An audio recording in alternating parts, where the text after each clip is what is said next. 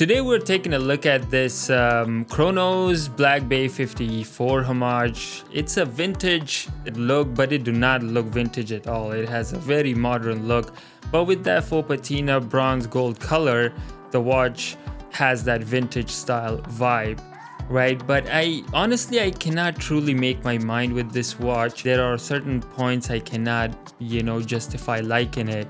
So with that being said, let's take a look what we have today. So there are things I really like about the watch, and then there are things not so much. Okay, so basically the dial is predominantly glossy black in color, providing a solid contrast against the lume-filled hands and markers. The hour markers are applied with a mix of round indices and a few rectangular ones at key points like 3, 6, and 9 o'clock. The 12 o'clock marker is distinguished by a triangle with lume. There is a clear minute track around the outer edge of the dial with smaller, that bronze color marks to indicate each minute. The markers between 5-minute intervals are slightly thicker.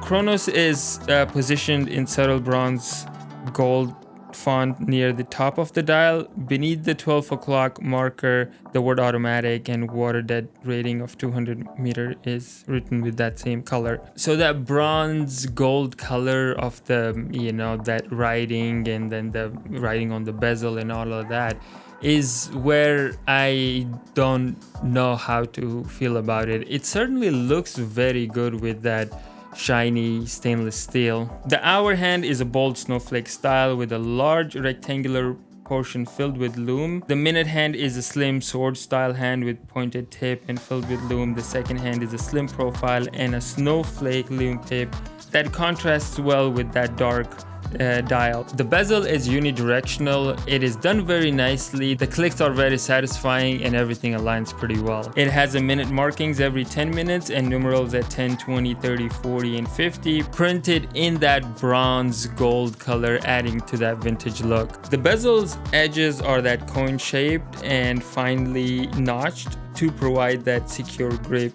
for turning. So the case is made up the combination of polished and brushed 316L stainless steel. Looking at the overall construction of the watch, Cronos has done a good job. The watch has a pretty good aesthetics. The design is clearly copied from Tudor BB54, which is one of the most liked and favorite watches of many people. So Cronos's attempt here with this vintage look with that Jubilee bracelet, so the Cronos has done a good job here putting the whole thing together. Although the watch has that vintage faux patina look, I'm not a big fan of this color that Cronos has chosen, because I have that faux patina and vintage style from this one from Baltony, and it has that, I like that yellowish tone that Baltony has gone with that Explorer style watch.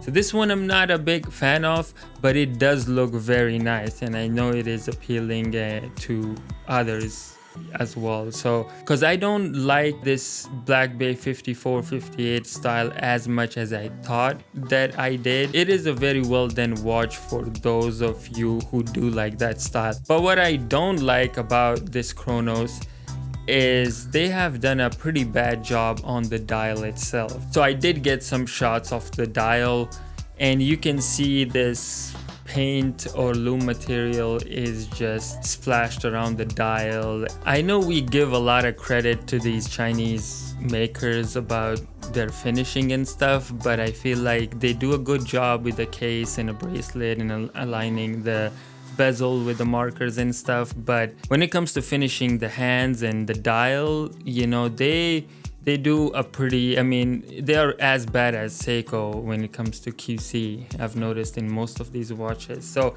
I don't know, at first I was thinking I should not be complaining about it because it's just like $150, $200 watches, right? But that's the same problem I have with Seiko, right? It's still money. We're paying $200, $300, $400 or whatever for these watches.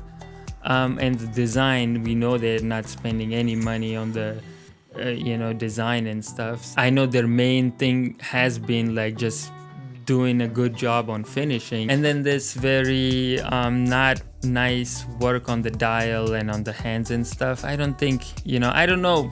Let me know you guys' thoughts. Like, do you think, is that okay with you? Because it's $150, $200 watch, that you don't mind it? I mean, although it is very subtle, honestly, with this watch too, it looks beautiful.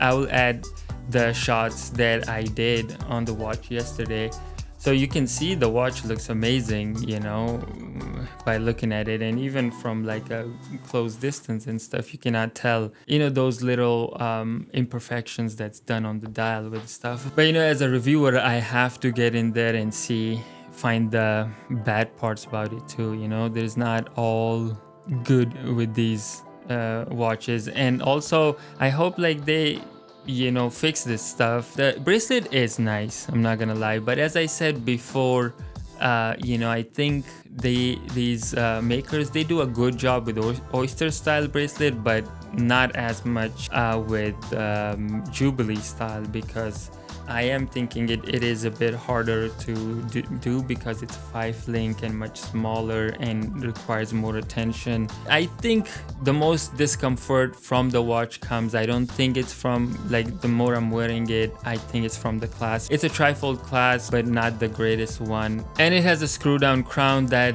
crown is a bit on the smaller side, a little bit hard to grasp, but the action to unscrew it and wind it and all that stuff is pretty good. The movement inside this is PT5000. I've never had a problem with any of these movements. The work on the crystal and the shape of that dome curve around the case and everything, that work is done very nicely here. It is a very good looking watch. Credit goes to Tudor as well because of this beautiful design watch. With that being said, will I buy any more Chronos? I think so, definitely. I don't think I'm at the stage, like, because, you know, they have this imperfection on the dial, I'm never gonna buy their watches. No, I think they make good watches for good prices, and I will definitely buy the ones that intrigue me, or I like the style and I want to do a review or even experience wearing it and seeing it in person. Okay, that's it for this one, guys. I appreciate you guys being here. I'll see you guys on the next one.